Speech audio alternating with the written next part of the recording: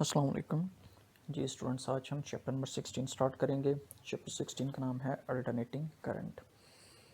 अच्छा, तो सबसे पहले हम ये देखते हैं कि अल्टरनेटिंग करंट क्या होती है, और उससे भी पहले हम ये चीज़ देखते हैं कि करंट कितनी टाइप्स की होती है। तो सबसे पहले हम जिक्र करते हैं करंट का डीसी। ठीक है, डीसी करंट या डायरेक्ट करंट, इसको हम इस तरह से लिखते हैं, डायरेक्ट करंट। ठीक है जी। इसके बाद सेकंड टाइप इसकी आती है एसी, जिसको हम कहते हैं अल्टरनेटिंग करंट।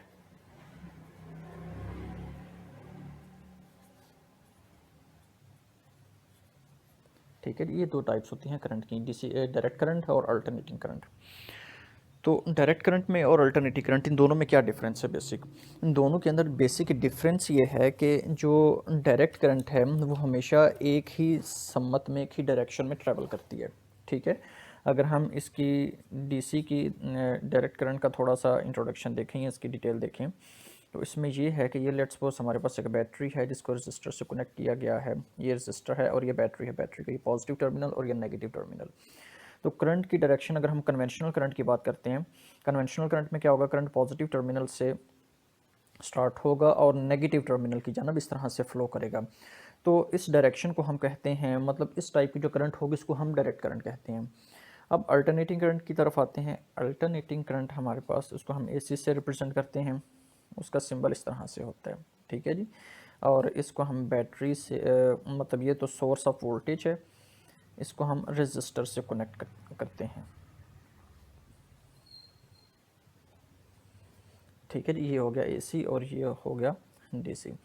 अच्छा, इसमें ये हमारे पास अल्टरनेटिंग करंट सोर्स है, और इसकी प्रॉपर्टी ये है इस सोर्स की कि ये अपनी पोलैरिटी को चेंज करता रहता है। ठीक है, पहले लेट्स सपोज यहाँ से पॉजिटिव साइकिल एमिट होगा, और ये वाला टर्मिनल पॉजिटिव होगा और ये नेगेटिव होगा। मतलब पहले यहाँ पे पॉजिटिव साइकिल एमिट होगा, पॉजिटिव करंट इस डायरेक्शन में फ्लो करेगी। फिर थोड़ी देर के बाद ये टर्मिनल ये नेगेटिव हो जाएगा और ये पॉजिटिव हो जाएगा, और फिर यहाँ पे इस साइड से नेगेटिव साइकिल जो है वो स्टार्ट होना शुरू हो जाएगा। तो अगर हम इसको लेबल कर लें, लेबल इस तरह से कर सकते हैं हम कि जो ये वाला एंड है इसको हम एंड ए कह लेते हैं, और जो ये पॉइंट है इसको हम पॉइंट बी कह लेते हैं। ठीक है, तो इसी डायग्राम को हम आगे फर्दर डिटेल से टॉपिक में डिस्कस करेंगे। अच्छा, अब हम इंटरवल्स की बात करते हैं कि अल्टरनेटिंग करंट की जो वेव फॉर्म है वो किस तरह से ट्रैवल करती है, ये अल्टरनेटिंग करंट किस तरह से जनरेट होती है, और ये किस तरह से कितने इंटरवल के बाद ये अपना साइकिल चेंज करती है। ठीक है, जिस तरह मैंने पहले जिक्र किया था कि अल्टरनेटिंग करंट जो है ये अपनी जो पोलैरिटी है उसको चेंज करती रहती है, कभी पॉजिटिव हो जाती है, फिर नेगेटिव, फिर पॉजिटिव, फिर नेगेटिव। ठीक है, इसी तरह से एक प्रॉपर सीक्वेंस की फॉर्म में ये ट्रैवल करती रहती है। तो अगर हम टाइम कंसिडर कर लें, लेट्स सपोज हमारे पास अगर टाइम है जिसको हम कैपिटल टी से रिप्रेजेंट करते हैं, टाइम टी, और ये वो टाइम है जिसके अंदर अल्टरनेटिंग करंट अपना एक साइकिल कंप्लीट करती है।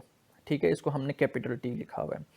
तो अगर हम इसकी वेव फॉर्म बनाएं, ये लेट्स सपोज हमारे पास वेव फॉर्म इसकी जो वेव फॉर्म है उसको हम यहाँ पे ड्रॉ करने वाले हैं। तो इसकी वेव फॉर्म कुछ इस तरह से बनती है अल्टरनेटिंग करंट की। ठीक है जी। तो इस वेवफॉर्म को सही तौर पर समझने के लिए सबसे पहले इसके इंटरवल्स का जिक्र करते हैं। इंटरवल का ये मतलब है कि हम इसी एसी सोर्स को कंसिडर करते हैं। शुरू में इसका जो था, मतलब जब आपने वोल्टेज को भेजना शुरू नहीं किया उस वक्त इसका जो पोटेंशियल था वो ज़ीरो था, मतलब इसके अंदर कोई भी सिग्नल या कोई भी आप ये कह लें इंटरवल जो है वो फ्लो नहीं कर रहा, ज़ीरो। अच्छा, इसके बाद हाफ इंटरवल जब होता है उसको हम T/2 से रिप्रेजेंट करते हैं, और पहले मतलब ज़ीरो से लेके T/2 तक जो करंट होगा, लेट्स सपोज उसको हम ये कह लेते हैं कि वो पॉजिटिव साइकिल जाएगा। ठीक है जी। इसके बाद T/2 से लेके T तक जो है वो नेगेटिव साइकिल फ्लो करेगा। ये दो इंटरवल हमने बना लिए हैं समझने के लिए। अच्छा, पहले में क्या था कि अगर हम इसी वेव फॉर्म को इंटरवल्स की फॉर्म में लिखें, तो पहले साइकिल में जब ज़ीरो था इसका वोल्टेज, उस वक्त ज़ीरो से लेके T/2 तक इसका जो इंटरवल है वो पॉजिटिव इंटरवल कहलाएगा, और T/2 से लेके T तक जो इंटरवल है वो सारे का सारा कौन सा होगा, वो नेगेटिव टर्मिनल होगा। ये पॉजिटिव सिग्नल है और ये नेगेटिव सिग्नल है। ठीक है जी।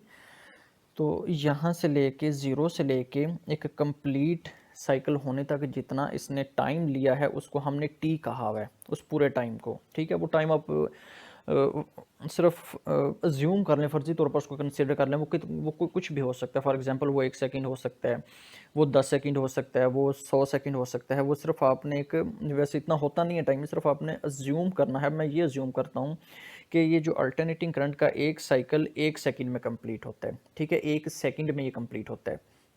तो इसका मतलब है जिसका जो पॉजिटिव साइकिल है वो कितने सेकंड में कंप्लीट होगा? वो ज़ाहिर बात है t/2 का मतलब है हाफ सेकंड में। फुल साइकिल t है और फुल टाइम t है, और t/2 का मतलब है हाफ टाइम। तो यहाँ से लेके यहाँ तक जो इसका पॉजिटिव साइकिल है वो आधे सेकंड में कंप्लीट होगा। फिर आधे t/2 से t का मतलब है आधे सेकंड में फिर नेगेटिव साइकिल कंप्लीट होगा। ठीक है जी। अब अगर हम इसी डायग्राम से इस फिगर को रिलेट करें तो इसका मतलब है कि पॉजिटिव साइकिल पहले ही फ्लो करता है पूरे सर्किट में और वो आधा टाइम लेता है। फिर उसके बाद करंट अपनी पोलैरिटी को चेंज करता है और नेगेटिव साइकिल फ्लो करना शुरू करता है, और बाकी का आधा टाइम वो नेगेटिव सिग्नल जो है वो सर्किट के अंदर फ्लो करेगा। तो पूरे टाइम इंटरवल के अंदर फिर इसके कितने इंटरवल्स बनेंगे? 2।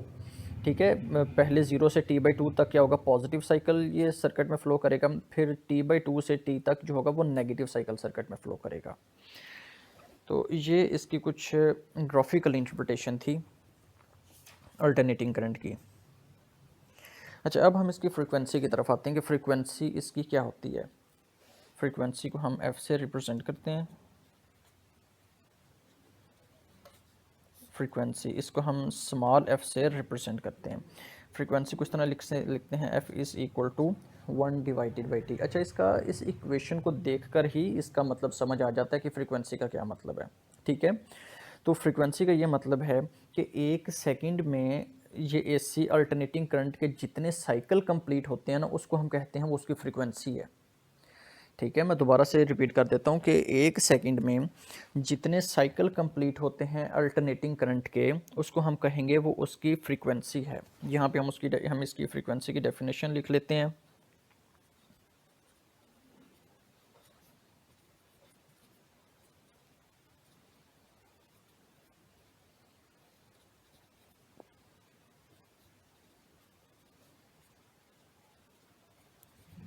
How many cycles completed in 1 second, के 1 सेकंड में जितने साइकिल वो कंप्लीट करेगी उसको हम कहेंगे वो उसकी फ्रीक्वेंसी। चाहे वो 50 साइकिल कंप्लीट करे, 100 साइकिल कंप्लीट करे या 200 साइकिल कंप्लीट करे, वो जितने साइकिल्स भी कंप्लीट होंगे अल्टरनेटिंग करंट के उसको हम कहेंगे वो उसकी फ्रीक्वेंसी है। अच्छा, यहाँ पे एक इंटरेस्टिंग फैक्ट ये है कि हमारे घरों में जो अल्टरनेटिंग करंट यूज़ की जाती है उसकी जो फ्रीक्वेंसी होती है वो कितनी होती है? उसकी फ्रीक्वेंसी होती है 50 हर्ट्ज़। ठीक है, तो इसकी फ्रीक्वेंसी होती है 50 हर्ट्ज़। जो घरों में अल्टरनेटिंग करंट यूज़ की जाती है उसकी फ्रीक्वेंसी 50 हर्ट्ज़ होती है। इट मीन्स कि वो 1 सेकंड में 50 दफ़ा अपनी पोलैरिटी को चेंज करती है। पहले पॉजिटिव, फिर नेगेटिव, फिर पॉजिटिव, फिर नेगेटिव, फिर पॉजिटिव, फिर नेगेटिव। इसी तरह हम 1 सेकंड के अंदर 50 साइकिल्स कंप्लीट होंगे।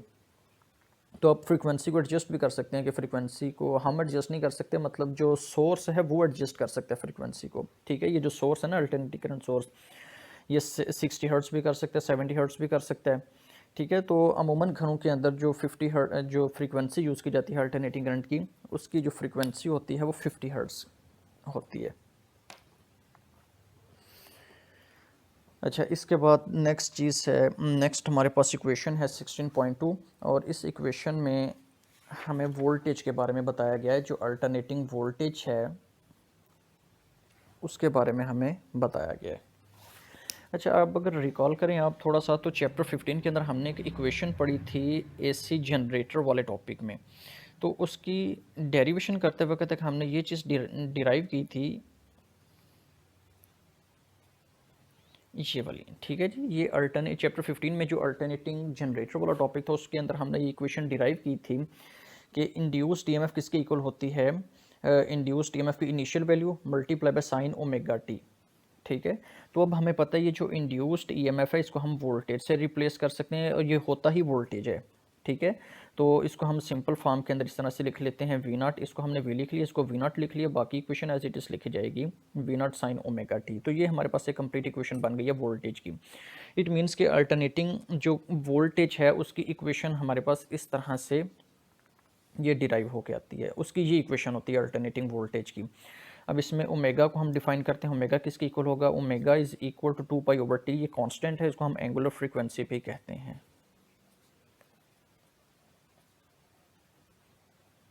ठीक है जी, इसको हम एंगुलर फ्रीक्वेंसी भी कहते हैं और ये कांस्टेंट है, इसलिए हमने इसको इसी तरह से लिखते हैं, ओमेगा इज इक्वल 2 पाई/टी। तो अगर हम इस ओमेगा की वैल्यू इस इक्वेशन में पुट करें वोल्टेज वाली इक्वेशन में, तो हमारे पास वोल्टेज की क्या इक्वेशन बनेगी, V0 साइन ओमेगा की जगह पे ये वैल्यू आ जाएगी 2 पाई/टी मल्टीप्लाई बाय ये टाइम आ जाएगा टी।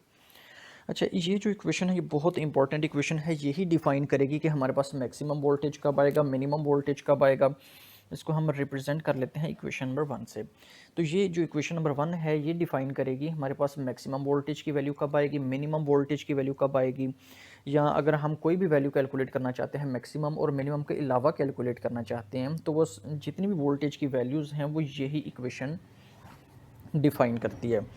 तो अब हम देखते हैं कि इस इक्वेशन को हम ग्राफिकली इंटरप्रेट किस तरह से कर सकते हैं। ठीक है, इस इक्वेशन का ग्राफ किस तरह से बन सकता है कि हम इस इक्वेशन को सही तौर पर समझ सकें। तो सबसे पहले हम ये जो इस इक्वेशन के अंदर जो वेरिएबल्स यूज़ हो रहे हैं इनको देखते हैं। एक ये है टी और एक ये है कैपिटल टी। अच्छा, इन दोनों में डिफरेंस ये है, जो ये टी है ये है फुल टाइम, मतलब एक साइकिल कंप्लीट होने में जितना टाइम लगेगा उसको हम इस कैपिटल टी से रिप्रेजेंट करते हैं। ठीक है, ये पूरे साइकिल का टाइम है।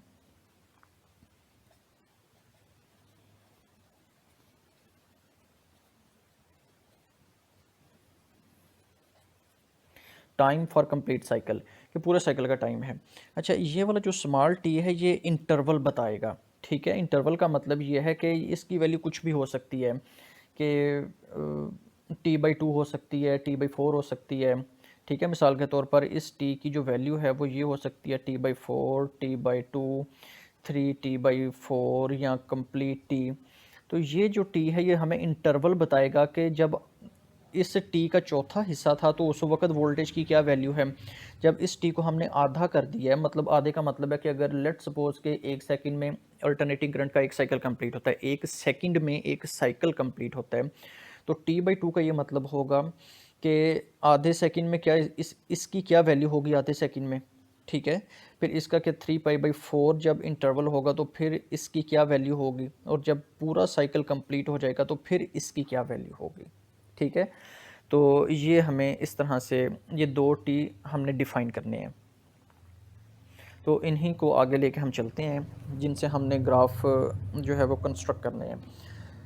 अच्छा, अब इस वाले टी को हम जो स्मॉल टी है उस वाले टी को कंसिडर कर लेते हैं कि टी इज़ इक्वल टू, अगर इसकी वैल्यू ज़ीरो हो, या टी इज़ इक्वल टू इसकी वैल्यू t/4 के इक्वल हो, या इसकी वैल्यू t/2 के इक्वल हो, या 3t/4 के इक्वल हो, या फुल टी हो। तो इस वोल्टेज पे क्या फ़र्क पड़ेगा, ज़ाहिर है जो वोल्टेज है उसके अंदर ये स्मॉल टी आ रहा है। ठीक है, तो ये वाला जो स्मॉल टी है इसकी डिफरेंट वैल्यूज़ पे वोल्टेज पे क्या फ़र्क पड़ेगा, तो वो हम यहाँ से देख लेते हैं। अच्छा, अब इक्वेशन नंबर 1 के अंदर ये वैल्यूज़ पुट करते जाते हैं, t is equal to 0, t is equal to t/4। अच्छा, अगर इसके अंदर कोई इशू आप लोगों को आता है, आप लोगों को ये सही से समझ नहीं आती है जो स्मॉल टी है ये वैल्यूज़ क्या बताई जा रही हैं, ये क्या बता रहा है, तो इसका एक छोटा सा पहले ये ग्राफ बनाते हैं। ये ठीक है, ये साइकिल है कंप्लीट। अब यहाँ से लेके यहाँ तक कंप्लीट टाइम लिया करंट ने, या अल्टरनेटिंग जो साइकिल है वोल्टेज का साइकिल है उसने 0 से टी तक, मतलब इस पॉइंट तक पहुँचने में जो टाइम लिया वो टी के इक्वल है। ठीक है, टी को आप किसी भी तरह से डिफाइन कर लें, 2 सेकंड है, 1 सेकंड है, या 10 सेकंड है, तो ये इस टी की वैल्यू कुछ भी हो सकती है। ठीक है, अच्छा, अब अगर इस पॉइंट की बात करें तो इस पॉइंट के ऊपर इसकी क्या वैल्यू होगी, इसकी वैल्यू होगी t/4। इस पॉइंट के ऊपर अगर हम बात करें इस t की क्या वैल्यू होगी, ये होगी t/2। अगर हम इस पॉइंट के ऊपर बात करें तो क्या इसकी वैल्यू होगी 3t/4, और यहाँ पे कंप्लीट t इसकी वैल्यू हो जाएगी। अब ये जो वैल्यूज़ हैं सिर्फ इन वैल्यूज़ को हमने डिफ़ाइन करने के लिए कह दिया हुआ है कि ये जो स्मॉल t है वो इन वैल्यूज़ को डिफ़ाइन करता है। जब t की वैल्यू 0 थी तो इस स्मॉल t की वैल्यू 0 होगी। ठीक है जी, अब जब ये जो कैपिटल टी है जब ये यहाँ तक पहुँचेगा इसकी वैल्यू t/4 हो जाएगी, उसको हमने कह दिया कि ये t1 है, ठीक है। और जब ये एक कैपिटल टी की वैल्यू हाफ होगी जो t/2 के इक्वल होगा, उसको हमने कह दिया कि ये t2 के इक्वल है। इसको हम इस तरह से लिख सकते हैं ना कि t2 के ये t2 के इक्वल है, ठीक है जी। ठीक है जी, ये जो वैल्यू है, ये जो स्मॉल टी है, ये सिर्फ इस कैपिटल टी के इंटरवल्स को डिफाइन कर रहा है। जब t/2 वैल्यू है तो इसका मतलब है इसको हम t2 स्मॉल t2 से डिफाइन कर लेते हैं। जब यहाँ पे वैल्यू पहुँचती है तो इसको हम t3 से रिप्रेजेंट कर लेते हैं। जब यहाँ पे वैल्यू पहुँचती है तो इसको हम t4 से रिप्रेजेंट कर लेते हैं, ठीक है जी। तो अब बारी बारी इस जो टाइम इंटरवल है इसकी वैल्यू क्वेश्चन नंबर 1 में पुट करके देखते हैं कि हमारे पास वोल्टेज की क्या वैल्यू है। तो अगर हम t is equal to 0 put करते हैं, t इज़ इक्वल टू 0 हमने पुट किया, तो इसकी क्या इक्वेशन बनेगी, v0 sine 2 pi divided by t multiply by ये जो t है इसकी जगह पे 0 पुट करेंगे। 0 इस सारी इक्वेशन से मल्टीप्लाई होकर आपको आंसर 0 देगा। तो इसका मतलब है कि v0 की वैल्यू मतलब t is equal to 0 interval के ऊपर वोल्टेज की वैल्यू 0 आएगी। तो यही चीज़ यहाँ पे बताई जा रही है। इसको हम ये कह लेते हैं ना, ये वोल्टेज है, ठीक है जी। इस एक्सिस में ये पॉजिटिव वोल्टेज है और ये नेगेटिव वोल्टेज है। तो यहाँ पे आप देख सकते हैं कि वोल्टेज भी ज़ीरो है और करंट जो टाइम इंटरवल है वो भी ज़ीरो है। ये जो टी है ये भी ज़ीरो है और वोल्टेज भी ज़ीरो है। अच्छा, अब हम जो नेक्स्ट है इसमें हम ये लिख लेते हैं, कह लेते हैं कि t इज़ इक्वल टू या t1 is equal to t/4, ठीक है। मतलब यहाँ पे वोल्टेज की क्या वैल्यू होगी इस पॉइंट के ऊपर, और t/4 की वैल्यू हम इस इक्वेशन नंबर 1 में पुट करके देख लेते हैं। तो क्या आएगा जी, v is equal to v0 sine 2 pi divided by t। इस t की क्या वैल्यू आई, इसकी जगह पे हम क्या पुट करेंगे, t/4। अच्छा, यहाँ से आप देख सकते हैं ये t इससे कैंसिल हो जाएगा, 2 इससे कैंसिल हो जाएगा, और हमारे पास क्या आएगा,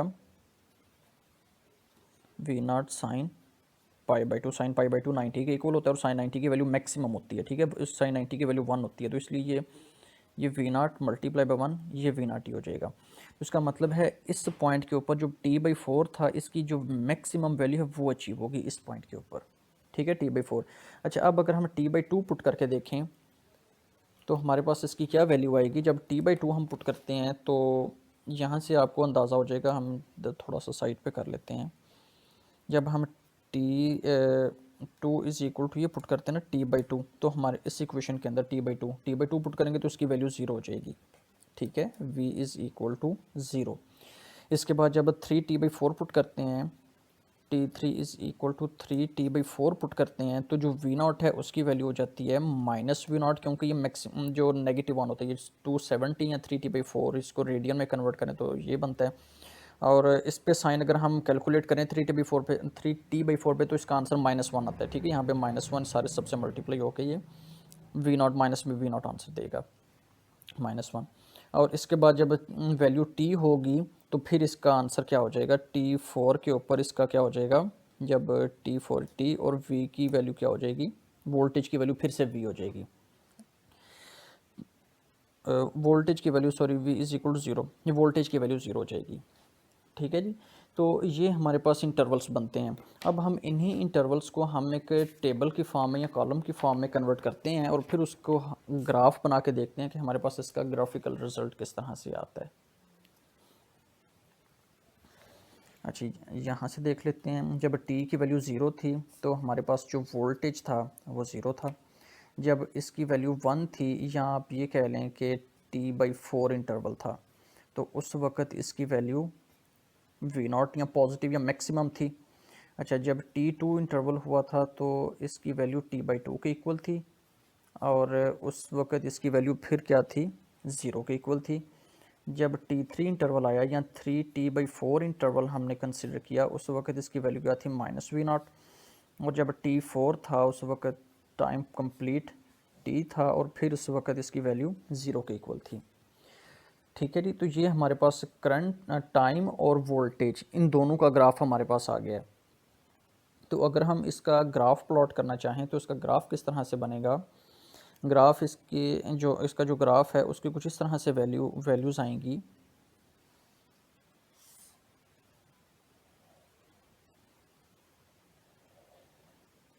ठीक है जी, ये टाइम है और यहाँ पर ये वोल्टेज है, ये पॉजिटिव वोल्टेज है और ये नेगेटिव वोल्टेज है। ये एक्स एक्सिस से नीचे जो है वो नेगेटिव को कंसिडर करने से ऊपर पॉजिटिव कंसिडर कर लें। ठीक है जी, तो यहाँ पे क्या होगा कि इस पॉइंट के ऊपर हम देखते हैं, एक ये वाला पॉइंट है हमारे पास, एक ये वाला पॉइंट है, एक ये वाला पॉइंट है, एक ये वाला पॉइंट है और एक ये वाला पॉइंट है। ठीक है जी, अब जब time t is equal to 0 था उस वक्त वोल्टेज की वैल्यू 0 थी, पहला पॉइंट यहाँ पे लगेगा। जब t1 जो है वो t/4 के इक्वल था, t/4 जो है वो यहाँ पे इंटरवल बनता है, इसकी वैल्यू मैक्सिमम थी। इसके बाद जब t2 या t/2 था, इंटरवल t/2 हुआ या जो t2 की वैल्यू t/2 के इक्वल थी, तो उस वक्त क्या हुआ, इसकी वैल्यू 0 के इक्वल हो जाएगी वोल्टेज की वैल्यू। फिर जब t3 जो है वो t3 3t/4 के इक्वल हुआ, तो उस वक्त इसकी वैल्यू -1 थी, जो कि यहाँ पे पॉइंट लगेगा। और फिर t4 जब पूरा कंप्लीट साइकिल हो गया यहाँ तक t, तो फिर पॉइंट यहाँ पे लगेगा जो इसकी वैल्यू फिर 0 हो जाएगी। तो इसका मतलब इन हम सारे पॉइंट्स को अगर ज्वाइन करें तो we will get a wave form like this. ठीक है, हमारे पास इस तरह की एक वेव फॉर्म बनेगी और ये सिर्फ एक साइकिल है इसका वेव फॉर्म का। अगर हम फर्दर इसके मज़ीद साइकिल इसके ड्रॉ करना चाहें तो इसी तरह आगे ये वेव फॉर्म इस तरह से वेव फॉर्म इसकी चलती जाएगी। तो ये हमारे पास एक साइकिल आ गया वोल्टेज का। ठीक है जी, तो आगे इसका हम रेडियन का देख लेते हैं कि यहाँ पे जो एंगल्स हैं, यहाँ पे जो इसकी वैल्यू है वो 0 है, यहाँ पर इसका जो एंगल है वो कितना एंगल बनेगा, वो बनेगा π/2। यहाँ पे इसका एंगल कितना बनेगा, पाई बनेगा। यहाँ पे 3π/2 बनेगा और यहाँ पे कंप्लीट 2π एंगल बनेगा। ये सिर्फ एंगल है, इसको अगर आपको पता है एंगल को अगर हम रेडियन में लिखें तो इस तरह से लिखते हैं। डिग्री में तो होता ना कि 45 डिग्री है, 90 डिग्री है, 180 है, 270 है, 360 है। लेकिन अगर हम रेडियन की फॉर्म में लिखें तो रेडियन में हम इस तरह से एंगल को लिखते हैं, ये 0 है, ये π/2 है, ये पाई है, ये 3π/2 है और ये 2π है। ठीक है, इस तरह से हमारे पास ये रेडियन में साइकिल्स आ जाएंगे। तो ये सारी जो है डिस्कशन, इसका कंक्लूजन सिर्फ ये है कि हम अल्टरनेटिंग करंट को डिस्कस कर रहे हैं। अल्टरनेटिंग करंट हमारे पास एक ऐसी वेव फॉर्म होती है जो इस अल्टरनेटिंग जो करंट है वो एक वेव फॉर्म की सूरत में इस तरह से ट्रैवल करती है। ठीक है, डायरेक्ट करंट की तो एक ही डायरेक्शन होती है, वो यहाँ पॉजिटिव से नेगेटिव अगर कन्वेंशनल करंट कंसिडर करते हैं तो पॉजिटिव से नेगेटिव करंट फ्लो करेगी। अगर हम इलेक्ट्रिक करंट की एग्जांपल लेते हैं तो इलेक्ट्रिक करंट में क्या होता है, नेगेटिव से पॉजिटिव करंट चलती है। ठीक है, उसकी डायरेक्शन नेगेटिव से पॉजिटिव होती है। लेकिन जो एसी करंट है, अल्टरनेटिंग करंट है, इसमें हमारे पास ये होता है कि ये अपनी पोलैरिटी को हर सेकंड या पोलैरिटी को बार बार चेंज करती रहती है, पॉजिटिव से नेगेटिव, फिर पॉजिटिव, फिर नेगेटिव, फिर पॉजिटिव, फिर नेगेटिव। तो इसी तरह ये सर्किट के अंदर फ्लो करती रहती है। तो अब हम आगे ये देखते हैं इसकी कुछ 2 से 3 प्रॉपर्टीज़ हैं, वो डिस्कस करने के बाद फिर हम इसकी एक फ़ाइनल प्रॉपर्टी देखेंगे कि हमने सर्किट के अंदर इस अल्टरनेटिंग करंट को किस फॉर्म के अंदर यूज़ करते हैं। ठीक है, तो सबसे पहले जो इसकी प्रॉपर्टी है वो जो डिस्कस हम करेंगे वो है इंस्टेंटेनियस वैल्यू।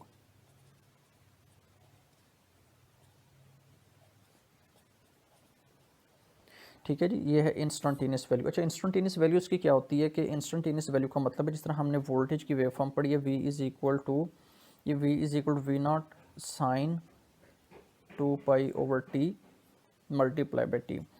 अच्छा, इस t की कुछ स्पेसिफिक वैल्यूज़ के लिए हमने इस वोल्टेज की वैल्यू फाइंड की है। ठीक है जी, ये जो स्मॉल t है इसकी कुछ स्पेसिफिक वैल्यूज़ थी जिनके लिए हमने इस वोल्टेज की वैल्यू फाइंड की। फॉर एग्जांपल इसकी वैल्यू 0 थी या t/4 थी या t थी या t/4 के बाद t/2 या 3t/4 या कंप्लीट t। ठीक है, ये स्पेसिफिक इंटरवल थे। लेकिन अगर हम इनके अलावा इसकी कोई वैल्यू कैलकुलेट करना चाहें तो फिर किस तरह से कैलकुलेट करेंगे। ठीक है, तो इस t की वैल्यू हमें पता होनी चाहिए। फॉर एग्जांपल मैं इस पॉइंट के ऊपर इसकी वैल्यू कैलकुलेट करना चाहता हूँ, इस पॉइंट के ऊपर। तो इस पॉइंट के ऊपर मैं जो वैल्यू कैलकुलेट करूँगा उसको हम कहेंगे इंस्टेंटेनियस वैल्यू। या मैं ये कहता हूँ कि मैं इस पॉइंट के ऊपर इसकी वैल्यू मैंने कैलकुलेट करनी है, या इस पॉइंट के ऊपर वैल्यू कैलकुलेट करना चाहता हूँ। तो इस पीक में किसी भी एक पॉइंट के ऊपर आप अगर जो भी उसकी वैल्यू कैलकुलेट करते हैं उसको हम इंस्टेंटेनियस वैल्यू कहते हैं। ठीक है जी, ये तो थी इसकी इंस्टेंटेनियस वैल्यू। इंस्टेंटेनियस वैल्यू में से ज़्यादा और कुछ भी नहीं है। तो हम सिर्फ इंस्टेंटेनियस, इंस्टेंट का क्या मतलब होता है कि फौरी तौर पर। तो इंस्टेंटेनियस वैल्यू के किसी भी एक पर्टिकुलर पॉइंट के ऊपर, इंस्टेंट के ऊपर हम उसकी जो भी वैल्यू वोल्टेज की फाइंड करेंगे उसको हम कहेंगे इंस्टेंटेनियस वैल्यू। इसके बाद सेकंड इसका पॉइंट है पीक टू पीक वैल्यू। ठीक है, इसको पीक टू पीक वैल्यू कहते हैं। अच्छा, पीक टू पीक वैल्यू का ये मतलब है कि हमारे पास टोटल कितनी वैल्यू है एक साइकिल की। ठीक है, तो अगर हम ये कंसिडर करते हैं ये हमारे पास एक साइकिल है, तो मैक्सिमम वोल्टेज इसका कितना है, वी नॉट। डाउन जो इसका नीचे साइकिल है उसमें मैक्सिमम वोल्टेज कितना है, उसमें भी मैक्सिमम वोल्टेज वी नॉट है। तो इसकी maximum peak to peak value जो होगी वो 2 वी नॉट के इक्वल है। वो किसके v naught plus v naught. इसको आपने कैंसिल नहीं कर देना, ये वी नॉट जो है वो पॉजिटिव है और ये वी नॉट जो है वो नेगेटिव है। ठीक है, फिर तो आपके पास ओवरऑल वोल्टेज की वैल्यू जीरो आएगी ना। हालांकि जीरो इसकी वैल्यू नहीं है, हमने सिर्फ इसकी मैक्सिमम पीक देख रहे हैं। जो पॉजिटिव साइकिल है उसकी पीक वैल्यू क्या है और जो नेगेटिव वोल्टेज साइकिल है उसकी पीक वैल्यू क्या है, सिर्फ इसको हमने देखना। तो यहाँ से लेकर यहाँ तक वी नॉट और फिर यहाँ से लेकर यहाँ तक वी नॉट, दोनों को ऐड करेंगे, हमारे पास peak to peak value 2 V not के इक्वल आ जाएगी। अच्छा, इसके बाद जो नेक्स्ट हमारे पास पॉइंट है वो बहुत इंपॉर्टेंट है और वो पॉइंट है रूट मीन स्क्वायर वेलोसिटी। अच्छा, अब हम इसकी रूट मीन स्क्वायर वैल्यू देखते हैं। रूट मीन स्क्वायर वैल्यू किसके इक्वल होती है। अच्छा, रूट मीन स्क्वायर वैल्यू में हम ये देखते हैं। अच्छा जी, रूट मीन स्क्वायर वैल्यू जो है वो सबसे पहले हम इसका ग्राफ बनाते हैं और ग्राफ के बाद देखते हैं कि रूट मीन स्क्वायर वैल्यू कहते किसे हैं और इसका पर्पस क्या है, किस पर्पस के लिए यूज़ की जाती है ये टर्म। तो हम पहले एक साइकिल का इस तरह से ग्राफ ड्रॉ करते हैं।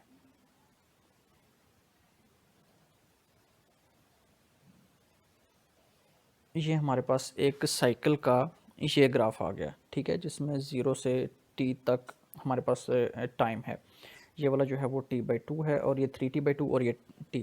अच्छा, अब अगर हम इसकी एवरेज वैल्यू कैलकुलेट करना चाहें तो हमारे पास इसकी एवरेज वैल्यू क्या आएगी। एवरेज वैल्यू तो होता है कि मतलब अगर दो वैल्यूज़ हैं तो दो वैल्यूज़ की आपने एवरेज वैल्यू कैलकुलेट करनी है, दोनों को ऐड करके 2 से डिवाइड कर दें, आपके पास एवरेज आ जाएगी। लेकिन यहाँ पे हमारे पास जो एवरेज वैल्यू है वो ज़ीरो आ रही है। ज़ीरो इसलिए आ रही है कि जितनी भी ये पॉजिटिव वैल्यूज़ हैं और फिर उसके बाद जितनी भी नेगेटिव वैल्यूज़ में हैं ये मैग्नीट्यूड में इक्वल हैं लेकिन डायरेक्शन में अपोजिट हैं। ये सारी की सारी पॉजिटिव वैल्यूज़ हैं और जो इस लाइन से नीचे जितनी भी वैल्यूज़ हैं ये सारी नेगेटिव हैं। अगर हम इन दोनों वैल्यूज़ को ऐड करें तो हमारे पास टोटल जो आंसर आएगा वो ज़ीरो के इक्वल आएगा। ठीक है, तो हमारे पास जो वोल्टेज है उसका आंसर ज़ीरो आता है, मतलब टोटल इसकी वैल्यू। लेकिन एक्चुअल ऐसा पॉसिबल नहीं है, हमारे पास इसकी वैल्यू ज़ीरो नहीं आती। वो इसलिए ज़ीरो नहीं आती, अगर हम लेट्स सपोज ये वोल्टेज की बजाय अगर हम ये देखें कि ये जो ग्राफ है ये करंट का ग्राफ है, ये वाला। ठीक है, ये करंट की पीक है, करंट की भी इसी तरह से पीक बनती है ये वाली, ये करंट की पीक है। अब करंट की जो पीक है इसके अकॉर्डिंग अगर हम इसकी पावर कैलकुलेट करें तो पावर का फार्मूला ये होता है P=I²R। ये हमारे पास पावर का फार्मूला P=I²R, जो I² है। अब इसका मतलब है कि जो सर्किट के अंदर जो वोल्टेज, चलो करंट की वैल्यू अगर हम ज़ीरो मान भी लें लेकिन इस हालांकि ज़ीरो होती नहीं है, लेकिन अगर हम ये ज़ूम कर लें कि उसकी वैल्यू ज़ीरो है लेकिन इसकी पावर फिर भी ज़ीरो नहीं होगी। ठीक है, तो पावर ज़ीरो ना होने की रीज़न ये है जो करंट है इसका स्क्वायर हमने, क्योंकि पावर के अंदर जो फैक्टर एग्जिस्ट करता है वो करंट का स्क्वायर I² है। तो अब हम इस चीज़ को इस तरह से इवेल्यूएट करेंगे इस चीज़ को।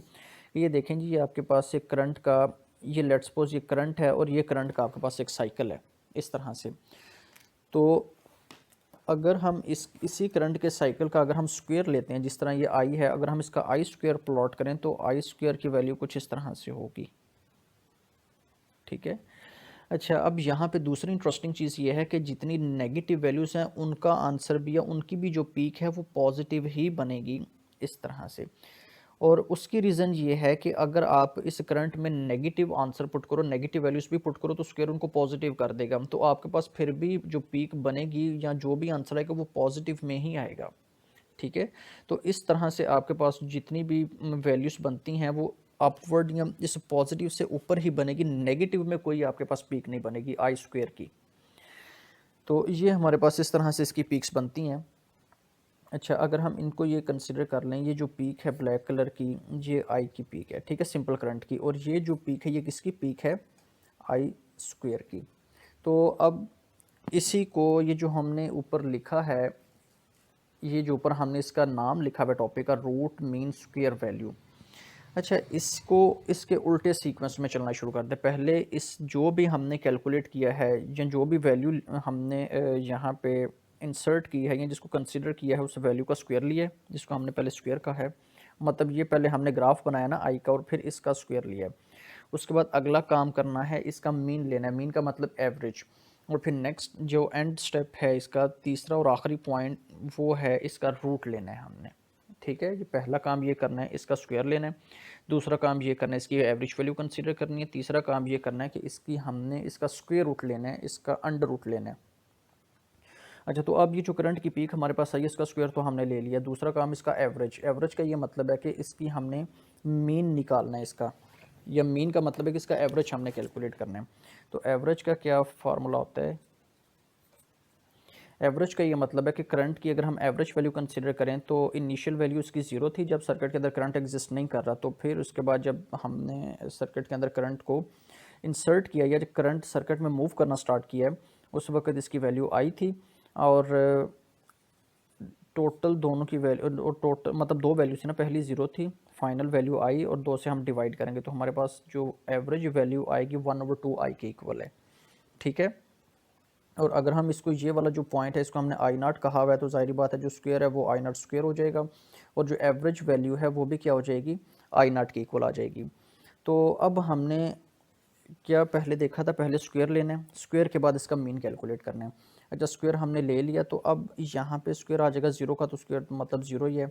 तो स्क्वायर का मीन कैलकुलेट करना है, zero initial value plus final value इसकी आई स्क्वायर डिवाइडेड बाई टू, तो 1/2 आई नॉट स्क्वायर, ये हमारे पास इसकी करंट की वैल्यू आ जाएगी। तो अब थर्ड स्टेप में हमने क्या करना है, इसका रूट कैलकुलेट करना है। रूट का ये मतलब है इसका स्क्वायर रूट लेना है। ठीक है, तो इसका स्क्वायर रूट लेंगे आई नॉट, ये स्क्वायर ये आ जाएगा डिवाइडेड बाय 2 का स्क्वायर ये आ जाएगा। आई नॉट स्क्वायर का मतलब है आई नॉट डिवाइडेड बाय ये 2 ये आ जाएगा। तो ये आपके पास आरएमएस वैल्यू आ जाएगी आई नॉट डिवाइडेड बाय 2। ये हमारे पास जो आई आर एम एस इसकी वैल्यू किसकी इक्वल आ जाएगी, आई नॉट डिवाइडेड बाय √2। ये इक्वेशन हमारे पास इसकी आ जाएगी, रूट मीन स्क्वायर वैल्यू। अच्छा, ये हमने कैलकुलेट की है करंट के लिए। अब अगर हमारे पास यहाँ पे जो पीक है वो वोल्टेज की फॉर्म, वोल्टेज की भी पीक एग्जैक्टली यही होती है और उसके लिए भी सारा प्रोसीजर यही है। तो करंट की जगह पे एग्जैक्टली हम वोल्टेज की वैल्यू पुट करेंगे। तो वोल्टेज की जो हमारे पास बनेगी VRMS वैल्यू वो किसकी इक्वल हो जाएगी, V0 डिवाइडेड बाई √2। ये वो आपकी बुक में वैसे उसने वोल्टेज की फॉर्म आरएमएस वैल्यू कैलकुलेट की है और मैंने आपको करंट की वैल्यू कैलकुलेट करके बताई है। ठीक है, इन दोनों को मैं चीज़ें, दोनों की वैल्यू सेम है। ठीक है, करंट की भी आरएमएस वैल्यू यही होती है और वोल्टेज की भी आरएमएस वैल्यू वही है। बुक पे तो ऑलरेडी मौजूद है इसकी आरएमएस वैल्यू, लेकिन करंट की उसने कहा हुआ कि ऐसी ही होती है, करंट की भी एग्जैक्ट यही फॉर्म होती है।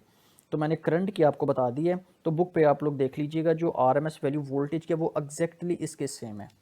ठीक है जी, तो ये हमारे पास दो इक्वेशंस बन के आ गई कि सर्किट के अंदर जो करंट फ्लो करता है उसकी हम एक एवरेज वैल्यू कंसीडर करते हैं जिसको हम आरएमएस वैल्यू कहते हैं, और जो वोल्टेज होता है उसकी एवरेज वैल्यू कंसीडर करते हैं जिसको उसकी आरएमएस वैल्यू कहते हैं। अच्छा, अब अगर इस आरएमएस वैल्यू को मैं ओवरऑल समराइज़ करूँ या ओवरऑल कंक्लूड करूँ आरएमएस वैल्यू को, तो इसका ये मतलब है, हम यहीं पे इसको देख लेते हैं, यहीं पे इसको कंसिडर कर लेते हैं। जो आरएमएस वैल्यू है इसका ये मतलब है कि सर्किट के अंदर एक एवरेज वैल्यू एग्जिस्ट कर रही है करंट की और वोल्टेज की। ठीक है, एवरेज वैल्यू एग्जिस्ट कर रही, उसको हम कहेंगे आरएमएस वैल्यू, एवरेज वैल्यू को। तो अब इसकी एग्जांपल इस तरह से हम कंसिडर कर सकते हैं। मिसाल के तौर पर अगर हम ये देखते हैं कि एक 6 वोल्टेज का बल्ब है, ठीक है, उसको हमने, या कोई भी छोटा सा ट्यूबलाइट है जिसका पोटेंशियल 6 वोल्टेज है, अगर हम उसको बैटरी की मदद से पोटेंशियल प्रोवाइड करते हैं जिसको हम कहते हैं डायरेक्ट करंट। ठीक है, अगर हम उसको बैटरी की मदद से पोटेंशियल सप्लाई करते हैं जो कि 6 वोल्टेज है और इसको हम कहेंगे ये डीसी वोल्टेज है, और अगर कोई आपके पास अल्टरनेटिंग एसी सोर्स है उसका पोटेंशियल भी 6 वोल्टेज है और उसको हमने एसी से मतलब एसी से उसका रिप्रेजेंट करते हैं, तो उस बल्ब की एक एवरेज वैल्यू जो अल्टरनेटिंग करंट की फॉर्म में कंसिडर की जाएगी उसको हम कहेंगे आरएमएस वैल्यू। ठीक है, दोबारा से मैं एक दफ़ा ये चीज़ समराइज़ कर देता हूँ कि एक बल्ब है, अगर आपने उसको बैटरी से कनेक्ट किया डीसी सोर्स से, तो उसकी एक सर्टेन ब्राइटनेस आई, आप वो ब्राइटनेस आप सिर्फ उसको एक जनरल उसके ओवरव्यू लें उस ब्राइटनेस का कि वो कितना ब्राइट हो रहा है। अब उसी बल्ब को आपने अल्टरनेटिव करंट सोर्स से जो है वो कनेक्ट करना है, एसी सोर्स से आपने उसको जोड़ना है, अटैच करना है, तो उसकी उतनी ही ब्राइटनेस आनी चाहिए। तो इसका मतलब है जो अल्टरनेटिंग करंट सोर्स या जो एसी सोर्स की जो वैल्यू उसको मिल रही है वो उसकी आरएमएस वैल्यू है, ठीक है, वो उसकी एक एवरेज वैल्यू है अल्टरनेटिंग करंट की, जिसको हम आरएमएस वैल्यू कह रहे हैं, और वो बल्ब वही आरएमएस वैल्यू लेके ब्राइट हो रहा है। तो सिर्फ इसका सिंपल मतलब ये है कि सर्किट के अंदर जो रूट मीन स्क्वायर वैल्यू हम इसलिए कंसिडर करते हैं कि एक एवरेज वैल्यू कंसिडर की जाती है। जितने भी हमारे पास इलेक्ट्रॉनिक के सर्किट होते हैं वो आरएमएस वैल्यू पर ही काम करते हैं, ठीक है।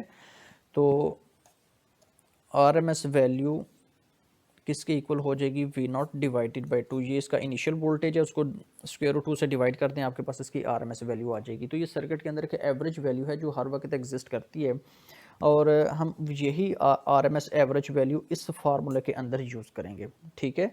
अगर ये फार्मूला है, यहाँ अगर हम v square over R voltage की फॉर्म में कंसिडर करें पावर, तो वोल्टेज का ये एक्सप्रेशन आ जाएगा। वोल्टेज की आरएमएस वैल्यू लेनी है तो इस फार्मूले के अंदर वैल्यूज पुट करेंगे, और अगर करंट के लिए आपको गिवन है और रेजिस्टेंस गिवन है, फिर आरएमएस वैल्यू कंसिडर करनी है तो आप इस फार्मूले को यूज़ करेंगे। तो आरएमएस वैल्यू का सिंपल सिर्फ ये मतलब है कि हम ना तो सिर्फ उसका फर्स्ट साइकिल कंसिडर करते हैं जिस तरह ये है, ये इसका ना पहला साइकिल कंसिडर करते हैं और ना दूसरा साइकिल, मतलब इसकी एक एवरेज वैल्यू हम लेते हैं, और इस एवरेज वैल्यू को हम यहाँ पुट करते हैं, रेजिस्टेंस से मल्टीप्लाई करते हैं, तो हमारे पास सर्किट में पावर आ जाती है। इसी तरह जो वोल्टेज की आरएमएस वैल्यू है, तो वोल्टेज की आरएमएस वैल्यू हमें एक एवरेज वैल्यू देगी वोल्टेज की। तो उसको हम दोबारा से ये जो ग्राफ है इस ग्राफ में देख लेते हैं। ये ग्राफ है हमारे पास। अच्छा, अब ये देखिएगा, इस ग्राफ में इसका अगर हम स्क्वायर लें तो स्क्वेयर्ड वैल्यू इसकी ये आ रही है, जिसको हमने आई स्क्वायर कहा हुआ है करंट के लिए। अब इसका हमने मीन लेना है, मीन का मतलब इसका एवरेज या इसका हाफ लेना है।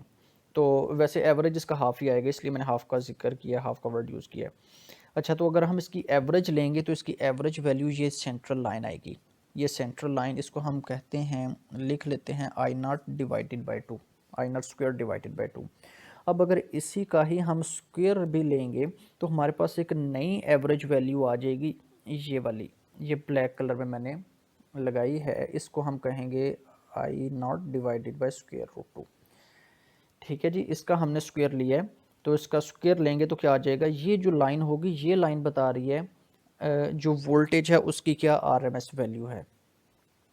इसको हम यहाँ नीचे लेबल कर लेते हैं I R M S, current की आरएमएस वैल्यू, ठीक है जी। तो ये ग्राफ आप लोगों ने सिर्फ ध्यान से इसको अंडरस्टैंड करना है कि हमारे पास इनिशियल वैल्यू ये वाली है, ये साइकिल है हमारे पास अल्टरनेटिंग करंट का, हमने इसका स्क्वायर लिया, स्क्वायर लेंगे तो इसकी पीक ये बन जाएगी। स्क्वायर इसलिए लिया कि हमारे पास जो पावर का फार्मूला है P इज़ इक्वल टू वो आई स्क्वायर आर है। तो यहाँ पे आई स्क्वायर मतलब जो भी आप करंट की वैल्यू लेते हैं उसका आपने स्क्वायर कंसिडर करना है, ठीक है, तो स्क्वायर लेना है आपने। इसलिए ये जो आपके पास अल्टरनेटिंग वोल्टेज की पीक आ रही है, अल्टरनेटिव करंट की पीक, इसका स्क्वायर आपने लेना है। स्क्वायर लेंगे, ये डॉटेड पीक मैंने शो किया, इसका स्क्वायर इस फॉर्म में आ जाएगा, ठीक है। ये स्क्वायर इस फॉर्म में इसलिए आएगा कि क्योंकि आई स्क्वायर की वैल्यूज़ नेगेटिव के लिए भी पॉजिटिव ही होंगी। अगर आप नेगेटिव वैल्यूज, ये जो नेगेटिव नहीं है ना सारी नीचे, अगर नेगेटिव वैल्यूज इसमें पुट करते हैं तो उसका आंसर भी पॉजिटिव ही आएगा, तो इसलिए पीक ऊपर ही बनेगी, नीचे पीक कोई नहीं आएगी नेगेटिव वैल्यूज़ में।